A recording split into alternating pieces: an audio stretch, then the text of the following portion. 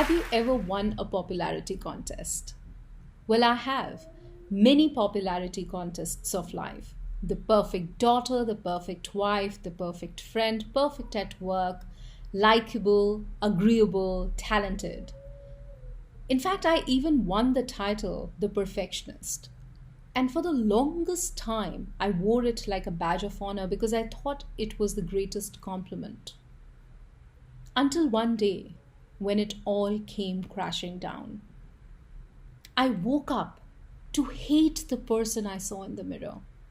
I hated myself so much that it hurt. It hurt to my bones. I hated myself so much that I wanted to give up on life. I hated myself because I had turned into this ultimate hypocrite. I was leading a life full of lies. An image on the outside of this emancipated woman fighting the good fight, raising her voice for the cause, dignity, freedom. And on the inside, I was leading a contrarian life, a charade, desperately holding on to that picture perfect image that society so celebrates and puts it up on the pedestal. I was in an abusive relationship, an emotional turmoil. My finances were down the drain. In fact, I was the chief sponsor for everyone's dream around me, except my own. I was working 7 days a week, hardly any sleep. My health was in tatters.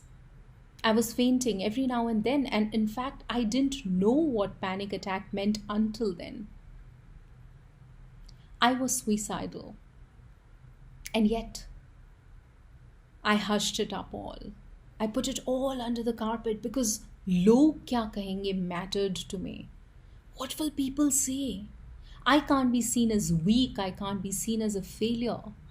After all, my entire life's work to be this perfect girl was at stake.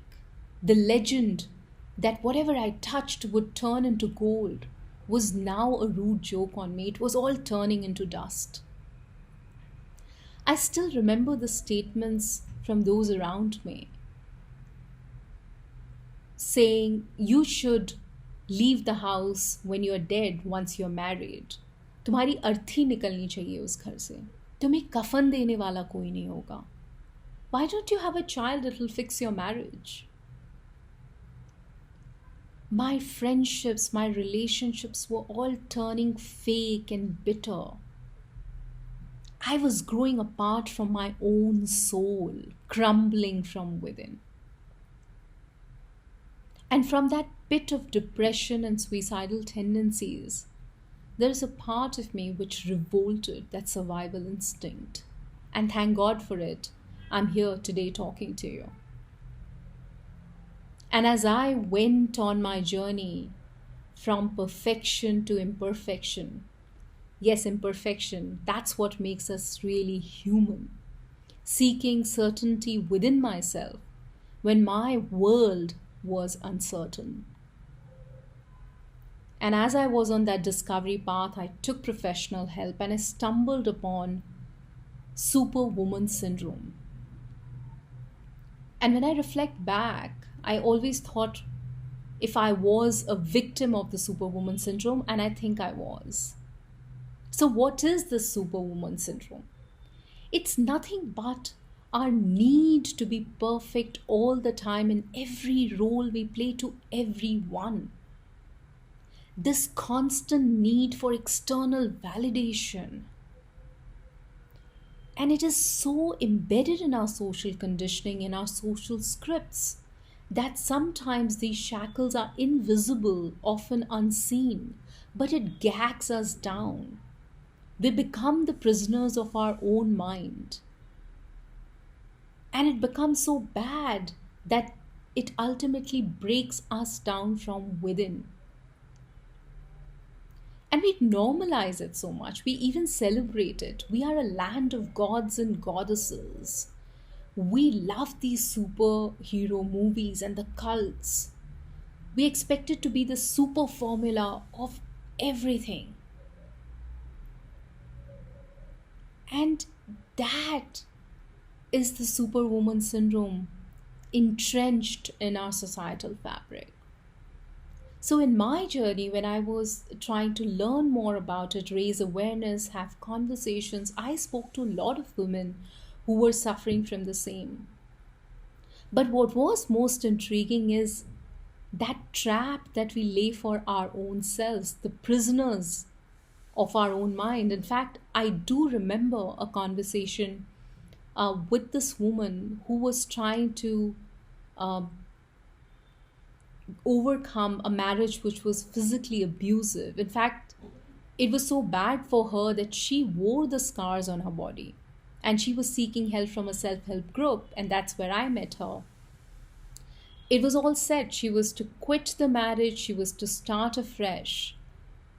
And couple of days down the line, she in fact vanished, and we wondered what happened. And when we tracked her down and we asked her, she said, but you know, he said sorry, he came begging for my forgiveness. उसने मेरे पैर छू लिए. He's not a bad person. उसको गुस्सा बहुत आता है.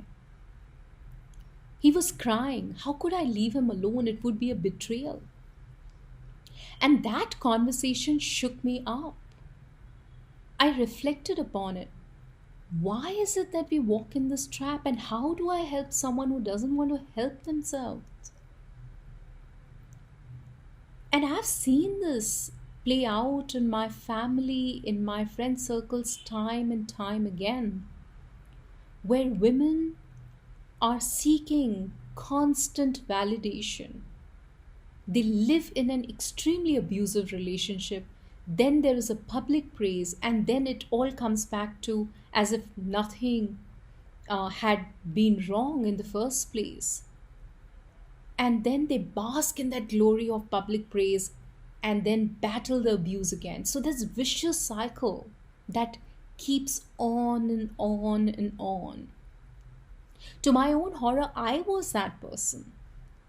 I had underestimated the scars of my childhood, the social conditioning. I myself was a vehicle of that stereotype, living that contradiction, living that trap. In fact, a lot of us are still raising the next generation to walk into that trap. And that's the part we have to be vigilant about. And how do we really break that cycle, that superwoman syndrome trap? And is it worth it at all? I can tell you with my experience, it is worth the effort, because in this journey, I can tell you I've reached a place where I've never been more happier, more self-respecting, more self-assured, more grateful in my entire life. And what worked for me is self-awareness. Self-awareness is everything. In fact, I took professional help. And suddenly the fog on the mirror cleared up. I could see myself clearer. I could understand my purpose better. I could understand and realize my dreams better. When you know where you stand, that's when you know how to go next. Where do you really want to go? What's that roadmap look like? Therefore, self-awareness is that North Star, the guiding light that keeps us aligned to our purpose, keeps us on the path. What also worked for me is embracing myself, not just accepting. Because when you embrace yourself, you embrace the imperfections. I could accept the fact that I was not proud of everything that I've done and things that I've said. But I embrace myself, that imperfection that makes me human. I fell in love with me a little more every day, because I couldn't expect others to love me until I could love myself. So it's important to embrace yourself. And I can say that proudly that I am a tad bit more in love with myself every day. And I'm on that journey. Also, what worked for me is not outsourcing my happiness, but owning it. I was constantly blaming everyone around me for my misfortunes, for everything that was going wrong in my life. for my struggles. And I turned into this bitter person who was always complaining, who was always in this self pity mode. And I realized I had given away too much power to everyone else. With click of the finger, my happiness would fluctuate. When I took the reins back of my own happiness, it unlocked something magical in me. I would get up in the morning thinking what mattered to me, what makes me happy, and how do I do it. And those small steps stacked up into fueling my happiness. So don't outsource your happiness, own it. Also, tell your stories, express yourself. For me, telling my story, expressing myself was like a healing exercise. It was a catharsis, like internal cleansing. Also, it helps you hold that candle of hope for those who are suffering in silence. It can be that last straw. Your voice can be the difference between somebody's life and death. After all, why should we always learn from our own mistakes the hard way? We can learn from each other. So let your stories travel beyond you. Express yourself. Finally, make men your allies. It worked beautifully for me because I grew up being told that men are the enemy. We must fight the patriarchy. Yes, which is partly true, but men are not the enemy. The mindset is. And the patriarchal mindset can be subscribed and is subscribed in many cases by women themselves. And men are in very important position in our socio-economic constructs and structures. Therefore, having them in our fighting corner is absolutely critical. And I'll say this to you. My journey from perfection to imperfection is still work in progress. There's miles to go. But I'm on that journey and I'm committed to it. And I will admit there is a part of me which still tickles at that phrase, you are a perfectionist. But it is a journey I must continue because, like I said, it is so fulfilling. There is happiness, there is gratefulness, there is self-satisfaction, and I want that more. So I'm going to continue on this journey, and I urge you to have that conversation with yourself.